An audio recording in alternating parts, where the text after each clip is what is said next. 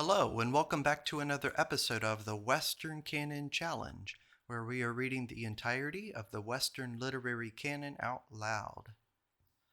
Today, we continue reading the journals of Ralph Waldo Emerson. We are on to Journal 16, dated from 1825, and I will go ahead and read the first entry, which is from January 4th of that year and from Roxbury.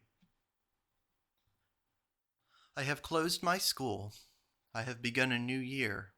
I have begun my studies, and this day a moment of indolence engendered in me phantasms and feelings that struggled to find vent in rhyme.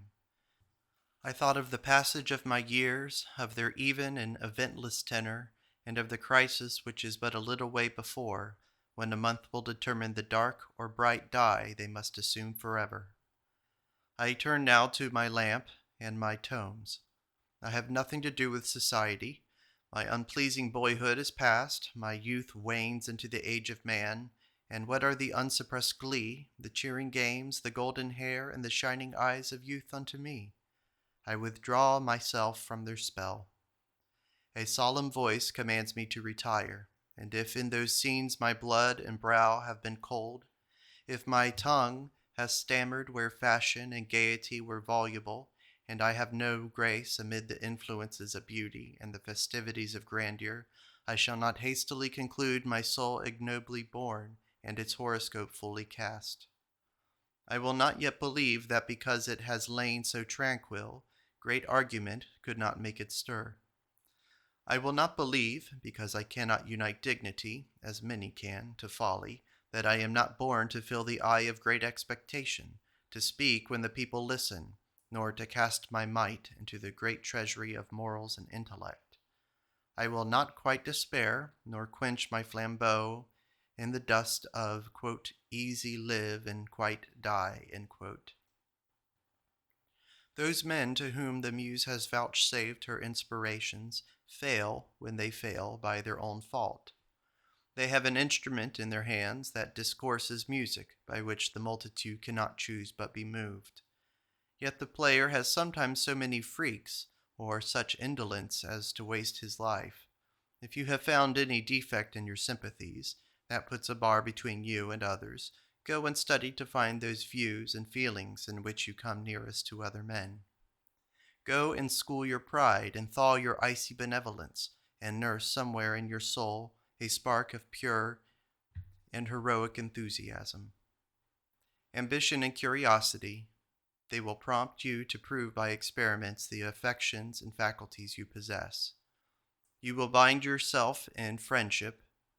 You will obey the strong necessity of nature and knit yourself to woman in love, and the exercise of those affections will open your apprehension to a more common feeling and a closer kindred with men.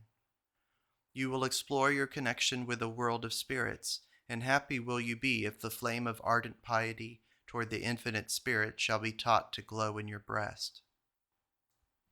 What follows is a poem. Oh, what have I to do with merriment and jollities, youth, golden hair, and sparkling eyes, and deafening games that children prize? I am not made to tune a lute, nor amble in a soft saloon, nor mind the grace of kind salute, to mane of pride and heart of stone. My pulse is slow, my blood is cold, my stammering tongue is rudely turned. Man to his work, the merry to their wine, friend to his friend, folly to festivals, all hopes and humors to their several ends, sages to schools, young passion to its love, ambition to its task, and me to mine. I am not charged with dallying messages, that thus I mingle in this glittering crowd, seeing with strange eyes their buffooneries. I am not tangled in the cobweb net that wanton beauty weaves for youth, so knit to some fair maid he follows with his eye.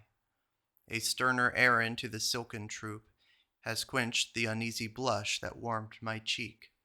I am commissioned in my day of joy to leave my words and streams and the sweet sloth of prayer and song that were my dear delight. To leave the rudeness of my woodland life, sweet twilight walks and midnight solitude, and kind acquaintance with the morning stars, and the glad heyday of my household hours, the innocent mirth which sweetens daily bread, railing in love at those who rail again, by mind's industry sharpening the love of life. Books, muses, study, fireside, friends, and love, I loved ye with true love, so fare ye well. I was a boy, boyhood slid gaily by, and the impatient years that trod on it taught me new lessons in the lore of life.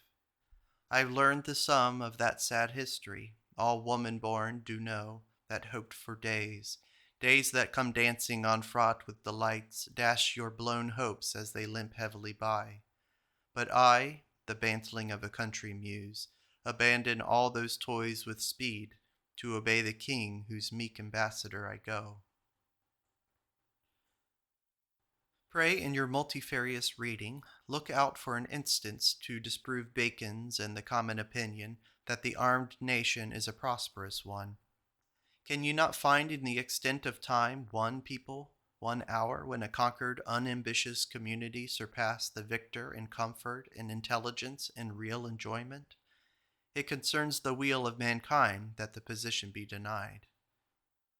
Emerson speaks here of editorial confidences.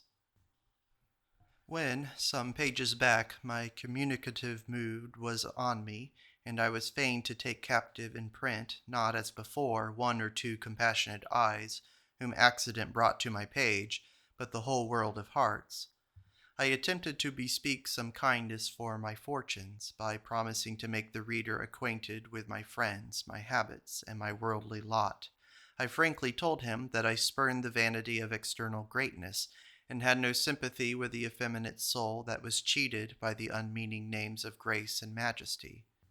For me, I had as lief buy the simple cobbler of Agawam as the lineal Bourbon of the house of Capet, and 1,000 times rather receive my immortal life from Sophroniscus, the stone-cutter, and his plain spouse, the midwife, so that I should be to future times the godlike mind, the liberator of understanding, who sprung from them, than be any porphyrogenite of them all. I shall have future occasion to give a reason of my descent from the universal prejudice to which no man can succumb and be wise. I return to my purpose of describing my connections. It is my own humor to despise pedigree. I was educated to prize it. The kind aunt whose cares instructed my youth, and whom may God reward, told me oft the virtues of her and mine ancestors. They have been clergymen for many generations, and the piety of all and the eulogiance of many is yet praised in the churches. But the dead sleep in their moonless night. My business is with a living. The genius that keeps me, to correct the inequalities of my understanding, did not make me brother to clods of the same shape and texture as myself, but to my contraries. Thus, one of my house is a person of squared and methodical conduct. Another, on whose virtues I shall chiefly insist, is an accomplished gentleman of a restless worldly ambition, who will not let me dream out my fine-spun reveries, but ever and anon jogs me and laughs aloud at my metaphysical sloth. In the acquaintance I propose to form with my readers, I shall insist on my brother's opinions as often as my own, and without knowing or caring whence springs the differences in character between equals in education, or whence fall the seed of virtues and abilities into the child who were not seen in the sire, I shall yet try to clothe him to the reader's eye in those attractions and dignities wherein he appears to my own. The day is gone by with me, such are the connections into which Providence has thrown me. The day has gone by when the useless and the frivolous should command my respect. I know very well that the great brotherhood of folly in the world, the idlers, the maniacs, and the fools in society, exercise an influence over the daily course of events as vast and intimate as that of men of study and soul. Since it is not truth, but bread that men seek, and when bread is procured, the exercise of their faculties delights them not so much as love and pride, it follows that very different agents enter into the offices of life from those of which wise men would compose their ideal commonwealths. A fair skin, a bank note, a fashionable dress, A tapestried parlor, a granite house, cause more steps and acts each day, and keep more eyelids open by night, than all the theories of the French Academy, or all the lofty images of Paradise Lost. If one of those silly angels that writers sometimes feign to help them out of their difficulties should be stationed at the corner of Court Street to inquire of every passenger the business he was upon, no doubt he would marvel much for what ends this world was made. For not one in 1,000 could inform him of any mental or moral concern he had in hand. Every one, whatever bait attracts him, whatever associates accompany him, picks out his own course, forgets in his own engrossing occupations the infinite multitude that bustles round him. It slips his memory that there are 600 times 10,100,000 persons on the planet. Set aside the score of people with whom he has habits of familiar connection, and the 1 or 200 more with whom he has occasional intercourse, and the rest are of as little consequence to his life and his death as if they were tenants of another globe. No information transmitted from one man to another can be more interesting than the accurate description of this little world in which he lies, and I shall deserve the thanks of every knowing reader if I shall show him the color, orbit, and composition of my particular star. Emerson now writes on Everett's Plymouth, oration, etc. Jack Cade was not more inclined to prescribe grammar from his domains than I method from mine. I had a freak the other days ago to describe Tom, Dick, and Harry, but my freak is clean gone by. I have been at an ordination, hearing maxims on eloquence till I burn to speak. I have been reading Everett's rich strains at Plymouth, gazing at the sun till my eyes are blurred. This consenting declamation from every quarter on the auspicious promise of the times, this anxious and affectionate watching of the elder brothers over the painful birth of new nations in South America, Asia, Africa, this transfusion of youthful blood into aged veins in Greece, is an authentic testimony to the reality of the good, or at least to a degree of it. It is infinitely better than that ill-omened cry of warning and fear that in the Middle Age bemoaned an enormous present degeneracy and the destruction of the world drawing nigh. Men congregated together in processions, fasts, penances, misericordias, impressed by the sympathies of fear. The tremblers saw nothing in nature but symptoms of decay, nothing in the heavens but the torches that should light the conflagration. It is better to go to the house of feasting than to such a house of mourning as that. Sympathy with the wassailers is twice as easy and clever. But for my part, I am sorry that they could not have remembered the only thing worth remembering in those pall holders, namely their devotion. In their tribulation they kneeled to God and acknowledged him as the sender of the adversity which overpowered them.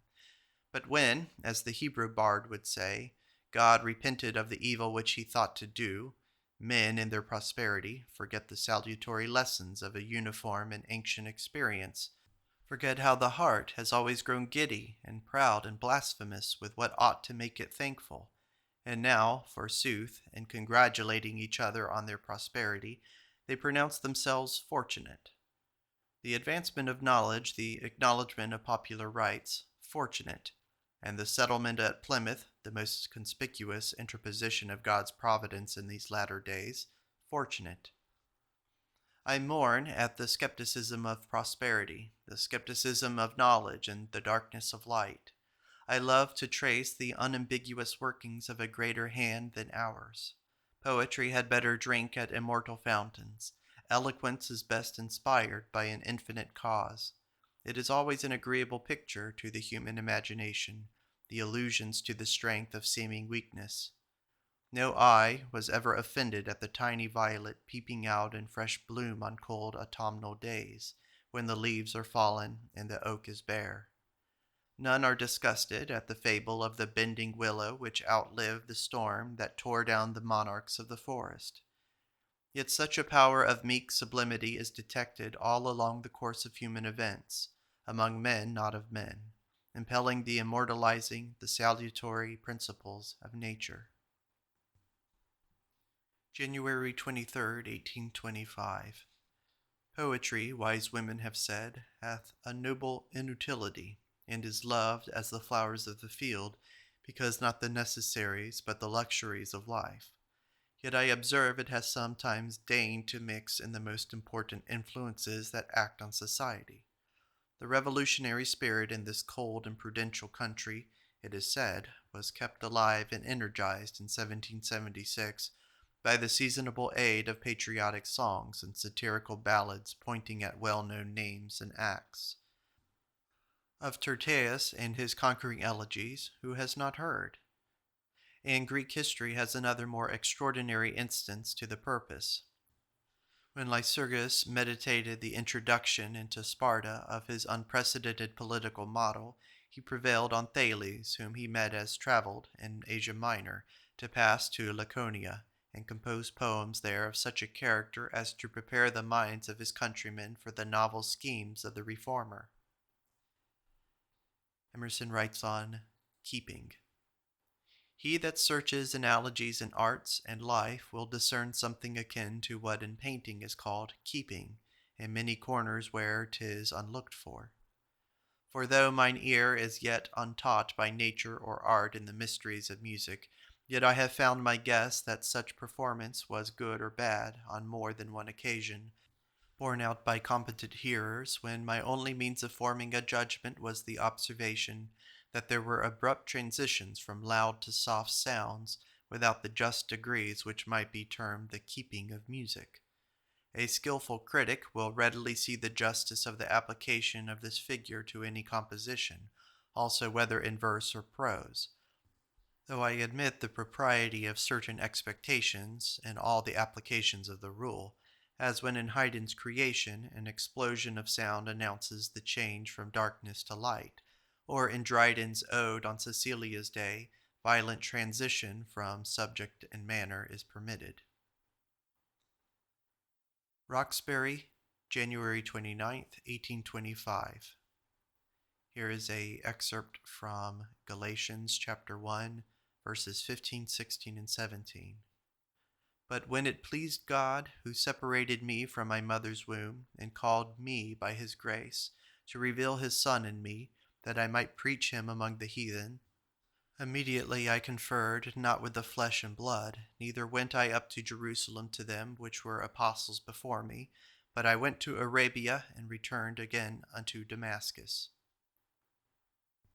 You will be told that it is wholly a fanciful scheme, such as boys all have in their turn, and all sound minds outgrow, thus to talk of divorcing yourself from society, and making yourself a haughty alien from flesh and blood and its vulgar concerns, in the conceit of giving your life to books, prayers, and barren meditations. And when you have been taunted as a friar, grave sophists will accost you and tell you, under the sanction of great names, that man is born by the side of his father, and therefore should remain a social being, that it is deducible from the laws of political economy that we should be social, and many of the human faculties have no use in solitude, which is the strong voice of nature pronouncing you fool. They will tell you that Newton and Bacon and Shakespeare were nursed and bred in crowds. Nay, veteran reformers may go a step or two beyond, and tell you in a learned whisper that religion has been mere reason of state ever since Numa's time, and always will be, that though men of sense and spirit are seen in public worship, 'tis merely as they countenance the constables, and that by no accident did any eye in earth or heaven ever detect them in private. So 'twere better you did not set your judgment against the whole world's, and so ruin a promising youth by falling into disesteem and opprobrium. Against this consenting witness, or more, against this lofty derision, what Stoic can stand? You judge it best to leave the ground you took, and rather than be persuaded twice, O son of the ill-advised Adam, pluck the fruit that others have plucked, and rush into the great foolish procession that goes through the world drawing all men into its train, and none know whence they come or where they go. Quote, "Oh, for a warning voice, which he that saw the apocalypse heard cry in heaven aloud, Woe to the inhabitants of the earth." End quote. And you too will enter, you who should have been a prophet and rescuer to 1,000 of your brothers. You will submit that hopeful character to these depraved influences, and be ground down to the same base level. Meantime, though you have let it go, there is a good, solid, and eternal in casting off the dishonest fetters of opinion, and nursing your solitary faculties into a self-existence, so that your thoughts and actions shall be in a degree your own. I commend no absurd sacrifices. I praise no wolfish misanthropy that retreats to thickets from cheerful towns, and scrapes the ground for roots and acorns, either out of a groveling soul or a hunger for glory that has mistaken grimace for philosophy. It is not the solitude of place, but the solitude of soul which is so inestimable to us. The Parnassian nag I rode, I perceive has thrown me, and I have been bestriding a hobby. It was my design, and must be the topic of a true discussion of this nature, to commend study, meditation, the preference of moral and intellectual things to appetites for outward things, and as far as solitude can be a generalization of these things, it may be admitted as the cardinal topic.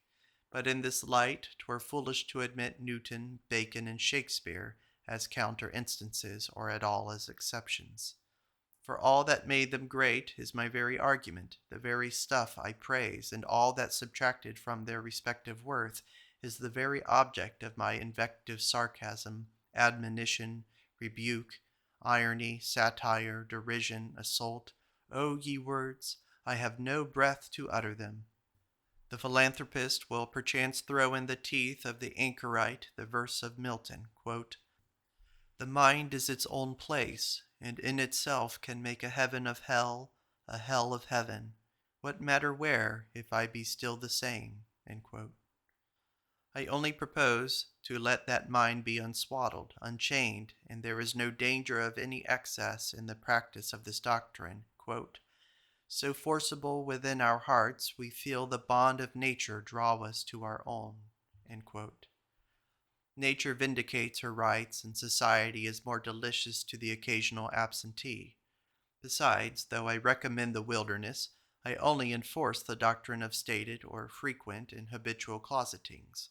Men may be read, as well as books, too much. February 6th. And if Henry Clay is dead, another great spirit has gone, like Byron's, over the unvoyageable gulf, another contemner of moral distinctions, to the award of the divinity who set those distinctions, and not the less created the genius which defied them. Man feels a property in the eloquence as in the poetry of his fellows, or rather owes allegiance to those who carry lordship over his noblest and dearest capacities. And so the public loss is mourned as when a sovereign dies. But it is a paradox that is again and again forced on our wonder, how those who act a part so important in its influences on the world should be permitted to give their genius to the worst passions, to cast the children's bread before the dogs. That ancient doctrine, that a human soul is but a larger or less emanation from the infinite soul, is so agreeable to our imagination that something like this has always been a cherished part of our popular belief. Man is but a poor organ through which the breath of him is blown, a pipe on which stops are sounded of strange music, a torch not lighted for itself. Yet these, such is the mystery of free will, turn on the hand that feeds them, dishonor the energy that inspires them, blaspheme the spirit that in them blasphemes. Byron, who partook richest of divinity, foully ridicules the virtues practiced to obey him. Clay scorns the laws which bind all God's creatures. February 8th. He is not dead. The story of the duel was false. Alas for mine ejaculations. Roxbury, 1825. It is the evening of February 8th, which was never renowned that I know, but be that as it may, 'tis the last evening I spend in Canterbury. I go to my college chamber tomorrow, a little changed for better or worse since I left it in 1821. I have learned a few more names and dates, additional facility of expression, the gauge of my own ignorance, its sounding places and bottomless depths. I have inverted my inquiries 2 or 3 times on myself, and have learned what a sinner and a saint I am. My cardinal vice of intellectual dissipation, sinful strolling from book to book, from care to idleness, is my cardinal vice still, is a malady that belongs to the chapters of incurables. I have written 2 or 300 pages that will be of use to me. I have earned $2 or 3,000, which have paid my debts and obligated my neighbors, so that I thank heaven I can say none of my house is the worse for me. In short, I have grown older, and have seen something of the vanity and something of the value of existence, and have seen what shallow things men are, and how independent of external circumstances may be the states of mind called good and ill. Annotation from the editor. Here follows in the journal an account of Mr. Emerson's call in company with his brother Edward on John Adams, the venerable ex-president. It is omitted here because Mr. Emerson printed it in full at the end of his essay Old Age and Society and Solitude. Cambridge, February 1825. I have a mind to try if my muse hath not lost a whit of her nimbleness.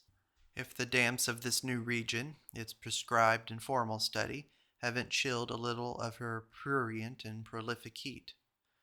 I would boldly take down a topic and enter the lists, were there not reason to remember and fear the old orthodoxy concerning fortune, and I think I have heard it whispered of fairies too, and of wit even, that when the humorsome jealous coquette is presumed on, she withdraweth straight her smiles, and leaves the audacious votary to curse his self-conceit in the dark.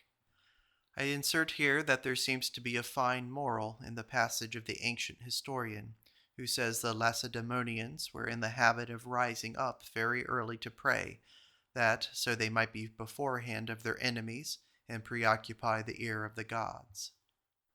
Quote, but to sit idle on the household hearth, a burdensome drone, to visitants a gaze or pitied object.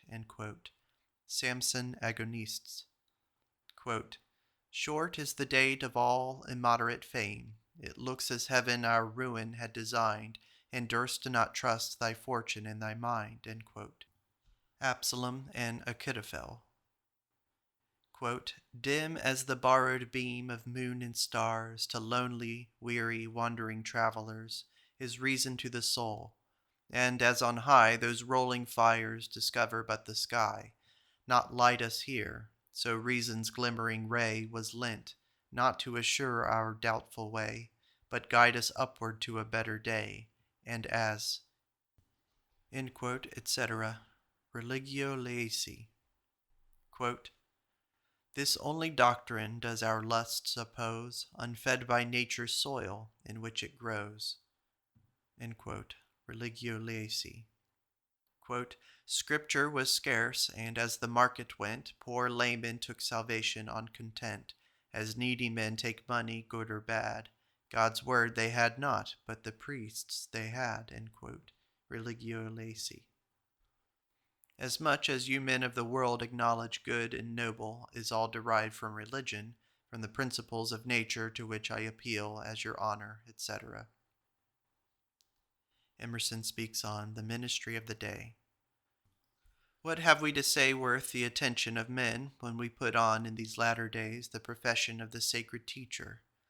We remember with pride and gratitude the venerable men who, in all past time, have instructed humanity, from those oriental sages who gave the first direction to the understanding, down to the accomplished orators whose accents yet ring in the ear of this generation. And have they left anything unsaid? Is this a science of discoveries? What contribution in your hand, what hope have you in heart? Theology, which in pagan lands was only one part of ethics, the revolution of events has enriched with noble parts. Theology, since revelation, has become the great science of man, the only object here known worth the sole engagement of the intellect. Ethics is a secondary, a branch of this first philosophy. A correspondent change affects its professors. To be the curious speculators on the contradictory phenomena of thought, to be the humble advisers to courses of conduct least dark, where all was doubtful. This was the ambition, this the merit of the heathen sages. The ordinations of the divinity respecting this world have put that office on different foundations. Those men who assume the charge of directing the devotions and duties of society are now the immediate representatives of the deity, the organs through which he speaks to his creatures. The vicars, as the ambitious have said with a profane secular import, of God. Ah, what? Has nature broke her marble silence? Has the spell of weary centuries dissolved and the deity disclosed himself to men? Has the Most High opened his sublime abodes and come down on his sorrowing children with healing in his wings? Speak! How came he? What is he? What said he? And what is to come? Here we sat in the world waiting, admiring what could be the design of the appointments we seemed to be fulfilling, enduring as we could the pangs we met, desiring joy, but embracing evil with heavy hearts, sickening and always dying to the eve of our short day, which went down in darkness, and especially moved with a sad curiosity and foreboding as to what should befall us after death. We saw in the world that some mind had wrought, or now perchance consummated its active will with inexpressible might, and we waited when at last he should break out into audible declaration of himself to our ears. But in vain we waited, who died before the sight. Say what he hath said. This is the language the eager Stoic should utter to us when restored to consciousness. Emerson continues his thoughts on solitude or society. There can be no doubt that in the disposition of human affairs, which Providence has made, there are great natural advantages proper to the social state. But it is equally conformable to divine dispensations that these should be blended and balanced by disadvantages. It is the part of wisdom, therefore, to choose that safe middle path which shall avail itself of the good and escape as much of the evil as is possible. No man can examine the connections and dependencies of men in society without being struck with the harmony and value of the whole design. That infinity of relationships which spring from parentage, from marriage, is a singular advantage of the present order of things. If the world should be conceived to be peopled in any other mode, the innumerable connections that tie society together being taken away, would take off a mighty check from the bad passions. It is pleasant to see in society two strangers introduced. True to the social principles of nature, they begin to feel round on the ordinary topics of conversation until they find where they can nearest meet and sympathize. And you can hardly make two countrymen acquainted who will not frequently, in some name with which both are connected by nature, affection, or acquaintance, so far do the roots of families extend.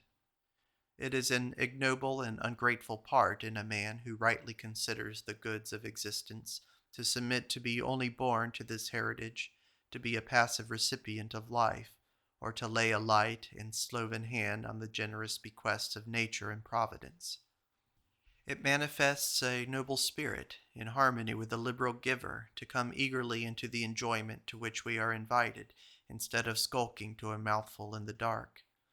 We would not be the parasites of God's bounty, hungry for the good, but too mean and selfish to be capable of gratitude. We would rather be forgiven for a noble daring, for an ambition to see all, to know all, to use all. We would fain try the virtue of these powers. We would grapple with what is great.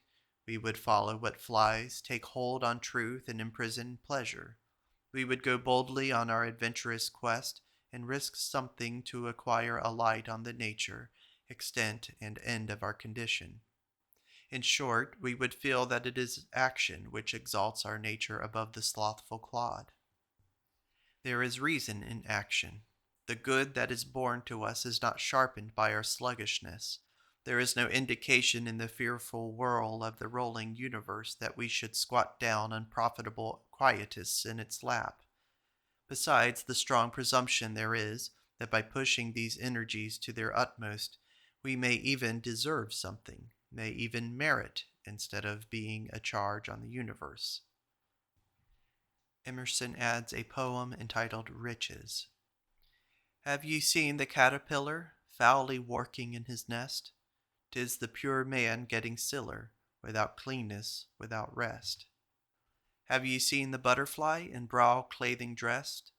'Tis the pure man gotten rich, with rings and painted vest.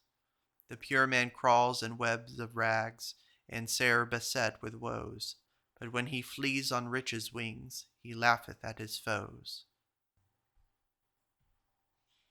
R.W.E. to Miss Emerson, March 1825. Anthropomorphism is or has been a bugbear of a word, and yet it wraps up in its long syllables a sound and noble doctrine. So simple is the deduction of reason, or so inevitable the inborn propensity to believe in God, that the Sadducee is solitary in his cheerless creed.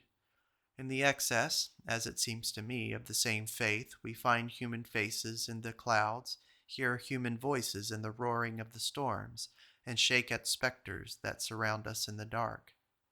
The frivolous mythologies that are heard of in this history pass and repass in the eyes of men, but take a firm root nowhere. Religion, like metaphysics or physics, hath its string of old wives' tales, told to its dishonor in every country. One tissue in Assyria, another at Memphis, another in Gaul, another by the Baltic, but probably there was no single spot, and no one moment when legitimate notions of the first cause did not find place along with this contemporary nonsense. For the sober divinity of common sense is no aristocrat. He dwells in high and humble places. He is no recent revelation, but is of Greek and Babylonian, nay, of antediluvian antiquity. And the grounds of proof are not more new.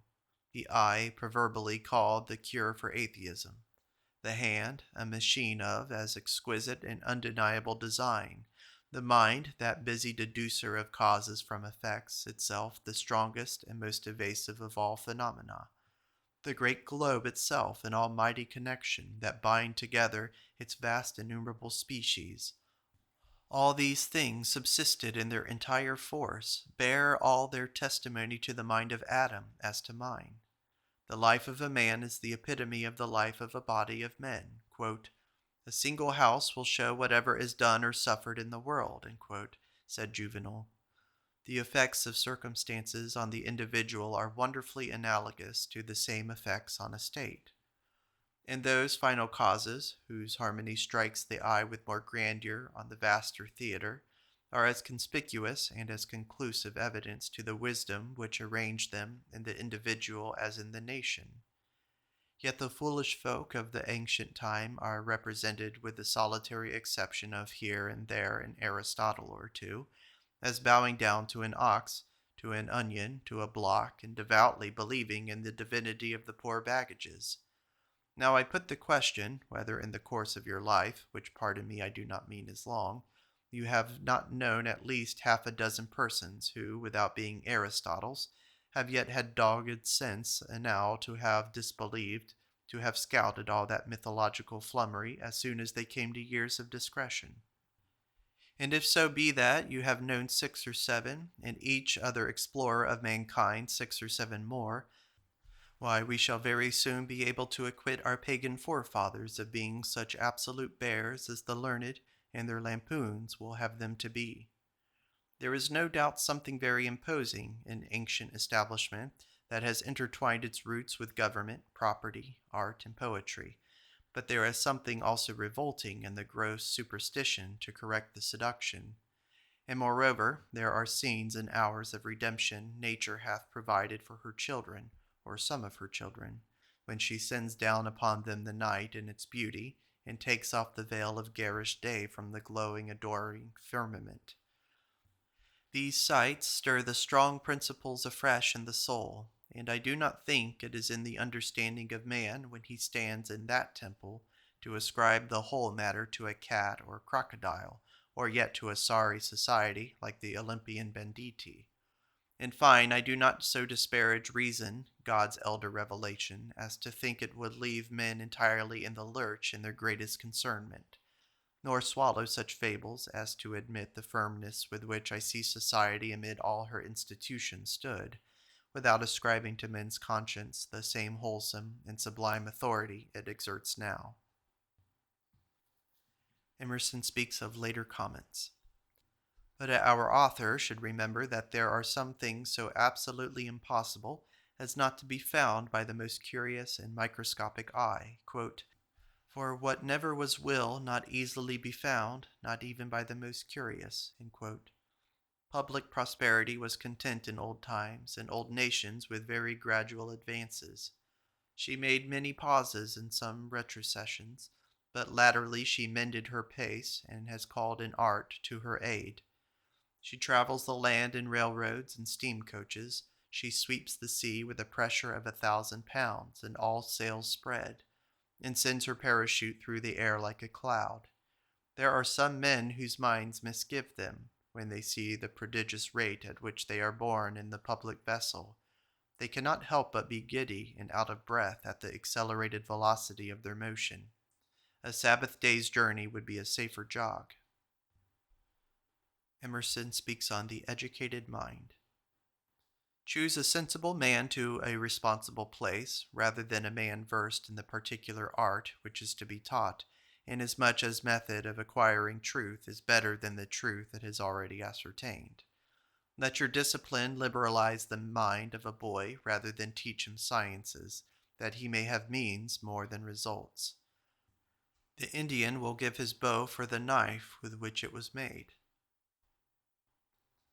Emerson now writes down his books to read.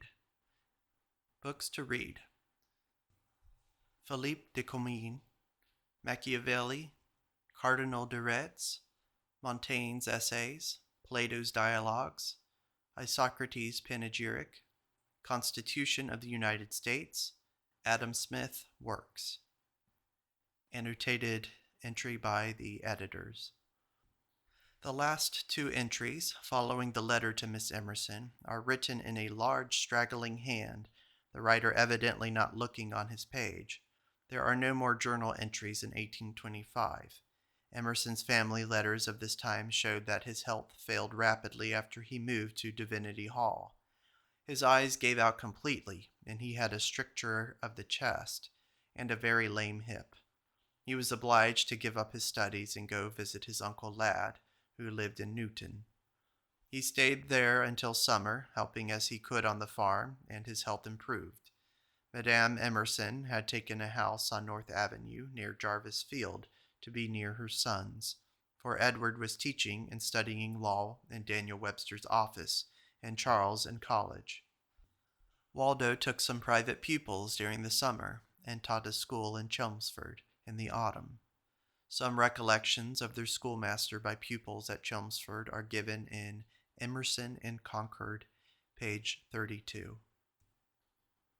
And that is the end of Emerson's entries in journal number 16.